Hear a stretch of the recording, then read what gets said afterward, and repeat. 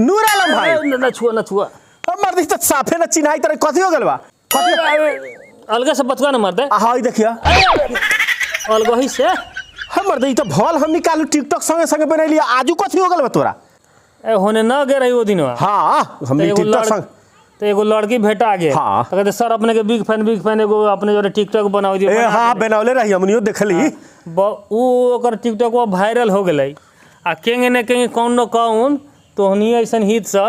हम घर वाले ने भेज देल उ देखावई आ उतने धमकई सब फोड़ फाड़ देले जनती में सीन रहे नु उनती साफा उल्टा सीन हमरा के बना दे बाप रे बाप एकर मतलब अलगे से बतुआ ना मेहरारू के मार बा फिर अब कोई तरह लोग देखी तो कथी कही दादा होता त न कहिए कौन के गजब शेरनी पोसले बाड़ी भाई शेरनी न रे भाई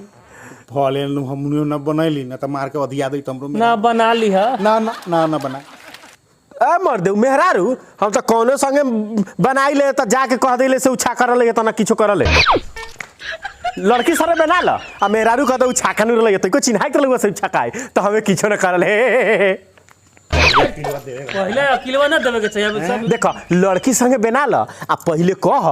मेहरारू के हई देखे तारे कितना निमन छाका है तो कहता ई छाका ह रे तोरा तइको ने चिराई तो तइको न चिढ़ा ले से छाका है आ उ तोरा ही लड़की त उ न खिसिया तो हम त लड़की संगे टिकटॉक बना ली ले अब बाद में कहिले उ छाका नु रहलै त न खिसिया ले न त हमरो थुराई हो जाई ए बाबू त तोरे लन चल जाला हमरा ओकरा घर ही पहुंच के पता लगा ले तो छाका है कि लड़की अरे बाप रे भाई तू भले बड़ा तब हमनी ताका ना इनका बियाह लड़के से ना सीआईडी से भेल बा अब हमने सही बात कही तरी इनकर सीआईडी से बियाह होल बा जा जा जा